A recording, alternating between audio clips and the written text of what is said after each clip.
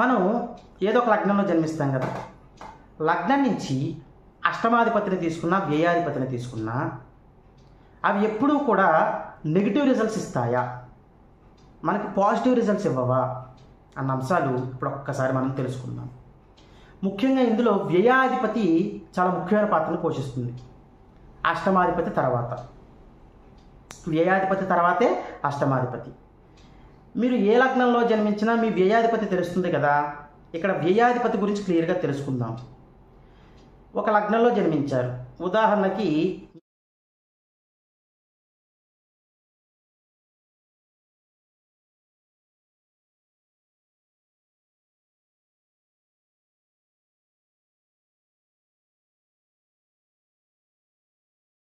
శ్రీమాత్రే నమః. శ్రీ మాధవానంద భక్తి యూట్యూబ్ ఛానల్ ప్రేక్షకులకు నమస్కారం. ఇక ఈరోజు మనం విశేషంగా ఒక కొత్త విషయం గురించి తెలుసుకుందాము. మనం ఏదో ఒక లగ్నంలో జన్మిస్తాం కదా. లగ్నం నుంచి అష్టమాధిపతిని తీసుకున్నా, వ్యయాధిపతిని తీసుకున్నా అవి ఎప్పుడూ కూడా నెగిటివ్ రిజల్ట్స్ ఇస్తాయా, మనకి పాజిటివ్ రిజల్ట్స్ ఇవ్వవా అన్న అంశాలు ఇప్పుడు ఒక్కసారి మనం తెలుసుకుందాం. ముఖ్యంగా ఇందులో వ్యయాధిపతి చాలా ముఖ్యమైన పాత్రను పోషిస్తుంది. అష్టమాధిపతి తర్వాత, వ్యయాధిపతి తర్వాతే అష్టమాధిపతి. మీరు ఏ లగ్నంలో జన్మించినా మీ వ్యయాధిపతి తెలుస్తుంది కదా. ఇక్కడ వ్యయాధిపతి గురించి క్లియర్గా తెలుసుకుందాం. ఒక లగ్నంలో జన్మించారు, ఉదాహరణకి మీరు వృశ్చిక లగ్నంలో జన్మించారు అనుకుందాం. వృశ్చిక లగ్నానికి వ్యయాధిపతి ఎవరో తీసుకోవాలి. వ్యయస్థానం ఏమవుతుంది వృశ్చిక లగ్నానికి? తుల అవుతుంది. తులకు అధిపతి ఎవరు? శుక్రుడు. శుక్రుడు యొక్క కారక స్థానాలు ఏంటో చూడాలి. ఇక్కడ శుక్రుడు యొక్క కారక స్థానాలు ఏంటి? సప్తమ స్థానం ఒక్కటే. ఆ సప్తమ స్థానంలో మన కర్మకారకుడైన శని భగవానుడు ఉన్నట్లయితే మీకు జీవితంలో ఎలాంటి కష్టాలు వచ్చినా సరే మీరు వాటిని అధిగమించి సక్సెస్ సాధిస్తారని చెప్పుకోవచ్చు. ఎలాంటి సక్సెస్ సాధిస్తారంటే ఒక ఉన్నత స్థాయి, ఒక ఉన్నత పదవుల్లోకి వెళ్ళిపోతారు. శని అంటే ఏంటి? మాస్ ఫాలోయింగ్, కర్మకారకుడు, స్లో మూవింగ్ ప్లానెట్. మనం ఇవన్నీ కూడా చెప్పుకుంటాం కదా. జీవితంలో సక్సెస్ కావాలి అంటే కనుక శని భగవానుడి యొక్క బలము, ఆయన యొక్క అనుగ్రహం కూడా ఉండాలి మనకి. అందుకే చూడండి, చాలామంది ఏళ్ళనాటి శని వస్తే చాలా భయపడిపోతూ ఉంటారు. శని మహర్దశ జరుగుతుంటే 19 సంవత్సరాల బాబోయ్ అని భయపడిపోతూ ఉంటారు. కష్టపడితే ఆయన ఎప్పుడు కూడా ఇబ్బందులు పెట్టరు. మీకు జీవితంలో ఒక ఉన్నత స్థాయికి వెళ్ళిపోవాలి అంటే కనుక ఈ ప్రకారంగా ఇప్పుడు నేను చెప్తున్నట్టు కనుక మీకు జాతకరీత్యా ఉన్నట్లయితే మీరు అదృష్టవంతులు, చాలా అదృష్టవంతులు అని చెప్పుకోవచ్చు. ఇక మీరు ధనుర్లగ్నంలో జన్మించారు అనుకుందాం. ఉదాహరణకి వ్యయస్థానం ఏమిటో చూసుకోండి. మీ ధనుర్లగ్నానికి వ్యయస్థానం ఏమిటి? వృశ్చికం. వృశ్చికానికి అధిపతి ఎవరు అంటే ఆ వ్యయాధిపతి ఎవరు? కుజుడు. కుజుడు యొక్క కారక స్థానాలు ఏంటో చూడాలి. ఇక్కడ 3, 6 అంటే ఈ తృతీయంలో కానీ షష్టమంలో కానీ మీ లగ్నాత్తు శని ఉన్నట్లయితే వాళ్ళు అదృష్టవంతులు అని చెప్పుకోవచ్చు. వేరే పాయింట్ ఏం లేదు, చాలా సింపుల్. ఆ కారక స్థానాలు ఏంటో చూస్తాం. లగ్నాత్తు శని ఉన్నాడా లేదో చూసుకోవాలి. ఉన్నాడు శని, మీరు ఇంకా అదృష్టవంతులు, ఢోకా లేదు మీ జీవితానికి. ఇక మీరు మేషలగ్నంలోనే జన్మించారనుకుందాం. మేషలగ్నానికి వ్యయస్థానము మీనం అవుతుంది. వ్యయాధిపతి ఎవరు? గురువు. గురువు యొక్క కారక స్థానాలు ఏంటో చూడండి. 2, 5, 9, 11. ఈ 2, 5, 9, 11 స్థానాల్లో శని ఉన్నట్లయితే ఆ జాతకులు అదృష్టవంతులు అవుతారు. ఇంతే, సింపుల్. మీకు అర్థమైపోయింది.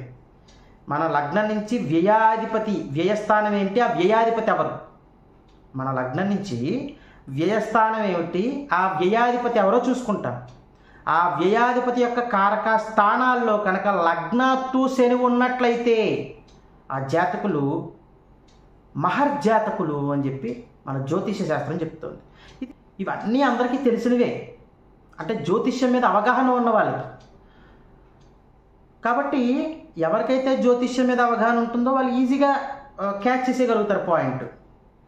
అవగాహన లేకుండా నేర్చుకునే వాళ్ళు నేర్చుకుంటున్నప్పుడు అర్థమవుతుంది వాళ్ళకి. చాలామంది చెప్తున్నారు మేము వీడియోస్ చూసి మీ వీడియోస్ చూసి నేర్చుకుంటున్నాము అని చెప్పి. నేర్చుకోండి, ఒక బుక్ పెట్టుకోండి, రాసుకోండి. అప్పుడు మీ హారిస్కోప్ అనాలిసిస్ మీరే చేసేసుకోవచ్చు. ఏమైనా సందేహాలు వస్తే మనం సంప్రదించవచ్చు సింపుల్గా. లేదు మీరు నేర్చేసుకున్నారనుకోండి, ఎవరిని సంప్రదించక్కర్లేదు, అసలు ఒకళ్ళ మీద ఆధారపడక్కర్లా. ఒక బుక్ పెట్టుకుని ప్రతి వీడియో రాసుకుంటున్నప్పుడు మీరు జాతక చక్రం తీసుకుని మీరు అనాలిసిస్ చేసుకుంటుంటే D1, D9, D10 ఫస్ట్ మీకు D1 మీద అవగాహన వచ్చేస్తే సరిపోతుంది. తర్వాత D9 నేర్చుకోండి జాగ్రత్తగా, తర్వాత D10 నేర్చుకోండి. ఈ 3 సరిపోతుంది. ఒక అవగాహన, ఒక అనాలిసిస్ చేసేసుకోవచ్చు. సరే, ఇక మళ్ళీ మనం ఈ విషయంలోకి వచ్చేద్దాం. ఇక లగ్నాత్తు, మీరు మేషలగ్నంలో జన్మించారు అనుకుందాం. మేషలగ్నానికి అష్టమ స్థానం ఏంటో చూడాలి. మేషలగ్నానికి అష్టమ స్థానం ఏమవుతుంది? మనకి వృశ్చికం అవుతుంది. చూడండి, అష్టమాధిపతి ఎవరు? కుజుడు. కుజుడి యొక్క కారకా స్థానాలు ఏంటో చూడండి, 3, 6. ఆ కుజుడి యొక్క కారకా స్థానాల్లో ఈ కర్మకారకుడైన శని ఉన్నట్లయితే తృతీయంలో, షష్టమంలో వాళ్ళు మహర్జాతకులు. చెప్పాను కదా, ఫస్ట్ లగ్నాత్తు వ్యయాధిపతిని తీసుకోవాలి. వ్యయస్థానము, వ్యయాధిపతి, ఆ వ్యయాధిపతి యొక్క కారక స్థానాలు. ఇప్పుడు లగ్నాత్తు అష్టమాధిపతి, అష్టమ స్థానము, అష్టమాధిపతి, అష్టమాధిపతి యొక్క కారక స్థానాలు. అక్కడ కర్మకారకుడైన శని ఉండాలి ఆ జాతకుడికి, వాళ్ళు అదృష్టవంతులు. ఇక వృశ్చిక లగ్నం తీసుకోండి ఉదాహరణకి. వృశ్చిక లగ్నము అష్టమాధిపతి ఎవరవుతున్నారో చూడండి. అష్టమ స్థానం ఏమవుతుందో చూడండి. ఫస్ట్ మిథునం అవుతుంది చూడండి. వృశ్చికం నుంచి వేసుకోండి, కౌంట్ చేసుకోండి. అష్టమ స్థానం మిథునం అవుతుంది. అష్టమాధిపతి ఎవరవుతారు? బుధుడు అవుతాడు. బుధుడి యొక్క కారకా స్థానం ఏంటో చూడాలి. 10వ స్థానం, రాజ్యస్థానము బుధుడి యొక్క కారకా స్థానం. ఆ 10లో కనుక శని ఉన్నట్లయితే ఎక్సలెంట్ రిజల్ట్స్ ఉంటాయి అని చెప్పుకోవచ్చు. చాలా అద్భుత ఫలితాలు ఉంటాయి ఆ జాతకులకి. వీళ్ళు విజయాలే ఎక్కువ అందుకుంటారు అపజయాల కంటే కూడా. 1, 2 అపజయాలు ఉన్నాయనుకోండి ఉదాహరణకి, 98 విజయాలు ఉంటాయి. 2 అపజయాలు ఉంటాయి, 1 అపజయం ఉంటే 99 విజయాలు ఉంటాయి వీళ్ళకి. చూడండి, అసలు ఎక్కడ రేషియో ఎక్కడైనా పొంతనుందా? కర్మకారకుడైన శని అంత ఎక్సలెంట్ రిజల్ట్స్ ఇస్తాడు ఇలా ఉన్నప్పుడు. ఎందుకు ఇక్కడ అష్టమ స్థానం, వ్యయ స్థానాలే మనం తీసుకుంటున్నాము? లగ్నాత్తు అష్టమాధిపతి, వ్యయాధిపతి, అష్టమ స్థానం, వ్యయ స్థానం ఎందుకు తీసుకుంటున్నాం అంటే శని యొక్క కారక స్థానాలు అష్టమ స్థానం, వ్యయ స్థానం కదా. ఇప్పుడు అర్థమైపోయిందా మీకు? చాలా ఈజీగా ఉంటుంది. లగ్నాత్తు అష్టమము, వ్యయము. ఆ అష్టమ స్థానము, వ్యయస్థానం. కారక గ్రహం ఏంటి ఆ స్థానాలకి? కర్మకారకుడైన శని భగవానుడు. అందుకే అలా తీసుకున్నాం. మన లగ్నాత్తు అష్టమ స్థానం ఏంటి? అష్టమాధిపతి ఎవరు? ఆ గ్రహం యొక్క కారక స్థానం ఏంటి? ఇప్పుడు ఒక సందేహం రావచ్చు, లగ్నాత్తు మాకు అష్టమాధిపతి కానీ వ్యయాధిపతి కానీ శని అయ్యాడండి అన్నప్పుడు అష్టమంలో కానీ వ్యయంలో కానీ శని భగవానుడు ఉండాలి మీ లగ్నాత్తు. అంతే, సింపుల్. ఉన్నప్పుడు మీకు ఎక్సలెంట్ రిజల్ట్స్ వస్తాయి, చాలా అద్భుతమైన ఫలితాలు వస్తాయి. ఇక్కడ ఒక పాయింట్ చెప్పుకుంటూ మనం ఈజీగా అర్థమయ్యేలాగా క్లియర్ చేద్దాం, ఒక క్లారిటీ ఇచ్చేద్దాం. ఎలాంటి మహర్దశలు కలిసి వస్తాయి మరి తెలుసుకోవాలి కదా. మేషలగ్నంలో జన్మించారు. మేషలగ్నంలో జన్మించినప్పుడు వ్యయస్థానం ఏమవుతుంది? మీనం అవుతుందని చెప్పుకున్నాం. వ్యయాధిపతి గురువు. గురువు యొక్క కారకా స్థానంలో శని ఉన్నప్పుడు శని మహర్దశ ఎక్సలెంట్గా రాణిస్తుంది వాళ్ళకి. శని మహర్దశ జరుగుతున్నట్లయితే తర్వాత ఈ గురు మహర్దశ ఎక్సలెంట్గా రాణిస్తుంది. మేషలగ్నంలో జన్మించారు కదా, మేషలగ్నం ఆ లగ్నానికి అధిపతి ఎవరు? కుజుడు. కుజుడు యొక్క మహర్దశ ఎక్సలెంట్గా రాణిస్తుంది. చూడండి ఇక్కడ ఎంత అద్భుతమైన ఫలితాలు ఉన్నాయి.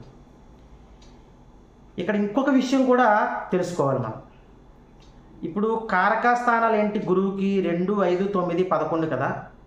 2లో ఉన్నాడు అనుకోండి శని ఉదాహరణకి, అంటే వృషభంలో, అంతే కదా. మేషలగ్నంలో జన్మించారు, కన్ఫ్యూజ్ అవ్వకండి. చూడండి, మేషలగ్నంలో జన్మించారు, వ్యయాధిపతి గురువు అవుతాడు. కారకా స్థానాలు 2, 5, 9, 11 కదా.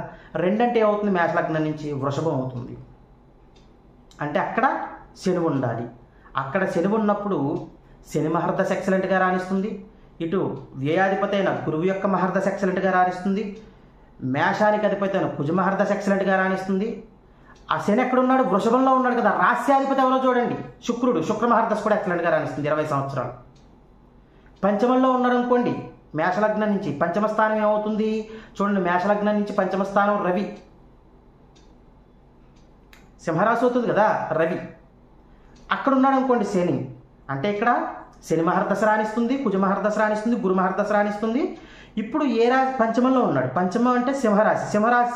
రాశికి అధిపతి ఎవరు? రవి. రవి యొక్క మహర్దశ కూడా ఎక్సలెంట్గా రాణిస్తుంది 6 సంవత్సరాలు. ఒక మంచి కీ రోల్ ప్లే చేస్తారు ఈ జాతకులు. ఇక ఎవరికైతే ఇలా ఉండకుండా శని మహర్దశ కానీ ఇబ్బంది పెడుతున్నట్లయితే వాళ్ళు చేసుకోవాల్సిన పరిహారాల దగ్గరికి వచ్చినట్లయితే, ముఖ్యంగా శని ఒక వైవాహిక జీవితాన్ని పాడు చేస్తున్నా, వైవాహిక జీవితంలో ఇబ్బందులు వస్తున్నా, ఆయన నెగిటివ్ రిజల్ట్స్ ఎవరికైతే ఏ స్థానంలో ఉండి ఆ స్థానం యొక్క నెగిటివ్ రిజల్ట్స్ ఆ జాతకులు పొందుతున్నారో, ముఖ్యంగా వైవాహిక జీవితం అవ్వచ్చు, అనారోగ్య సమస్యలు అవ్వచ్చు, ఏళ్ళనాటి శని ప్రభావం అవ్వచ్చు, శని మహర్దశలో శని బాగోక ఒక స్థానంలో ఉండి ఆ స్థానం పాడైపోతే శని వలన వచ్చే నెగిటివ్ రిజల్ట్స్ నుంచి జాతకులు బయటపడడానికి వాళ్ళు చేసుకోవాల్సిన పరిహారాల దగ్గరికి వచ్చినట్లయితే, ప్రతి శనివారము కూడా వెంకటేశ్వర స్వామివారి ఆలయానికి వెళ్ళండి. ఆ వెంకటేశ్వర స్వామివారి ఆలయానికి వెళ్ళి మీరు ఒక 11 ప్రదక్షిణలు చేయండి. ఎలా చెయ్యాలి? తులసిమాల తీసుకోండి. ఆ స్వామివారు ఎంత ఉన్నారో చూడండి, ఆయన ఈ కడుపు భాగం వరకు కూడా రావాలి. ఆ తులసిమాల చిన్నదనుకోండి, 2 మాల తీసుకుని ఒకటి కింద చేసేసేయండి. ఆ తులసిమాల పట్టుకుని 11 ప్రదక్షిణలు చేసి అక్కడ స్వామివారికి సమర్పించండి ఆ తులసిమాల. ఏమండి మాకు ఇక్కడ స్వామివారికి వేయట్లేదంటే కనీసం పాదాల దగ్గర అయినా పెట్టమనండి, చాలా ముఖ్యం. ఇది చేసి శనివారం నాడు ఇంటికి వచ్చేసేయండి. ఇంటికి వచ్చిన తర్వాత ఇంటి వద్దన నువ్వుల నూనెతోటి 3 ఒత్తులు వేసి దీపారాధన చెయ్యండి. 3 ఒత్తులు వేసి దీపారాధన చెయ్యాలి. ఇలా చేసి వెంకటేశ్వర వజ్ర కవచం అని ఉంటుంది, అదొక్కసారి చదువుకోవాలి. ఇలా ప్రతి శనివారము చెయ్యాలి. ఇలా ఎన్ని శనివారాలు చెయ్యాలండి అంటే కనుక 19 శనివారాలు చెయ్యాలి. మధ్యలో గ్యాప్ వచ్చినా పర్వాలేదు మరి, ఎందుకంటే స్త్రీలకి ఇబ్బందులు వస్తూ ఉంటాయి కాబట్టి గ్యాప్ వస్తూ ఉంటుంది. తర్వాత కంటిన్యూ చేసుకుంటూ వెళ్ళిపోండి. ఇలా చేస్తూ ఉండడం వలన మీకు శని వల్ల వచ్చే నెగిటివ్ రిజల్ట్స్ 99.99% తగ్గుముఖం పట్టి ప్రశాంతమైన జీవితం వస్తుంది మీకు. డెఫినెట్గా ఇది ట్రై చేసి చూడండి, ఎక్సలెంట్ జీవితం స్టార్ట్ అవుతుంది మీకు. ఇక ఇవన్నీ చేసుకుంటూ మీరు సంఘంలోనూ సమాజంలోనూ మంచి పేరు సంపాదించుకుంటూ మీ కుటుంబ సభ్యులతో సుఖశాంతులతో జీవించాలని కోరుకుంటూ సర్వే జనా సుఖినో భవంతు. శుభం.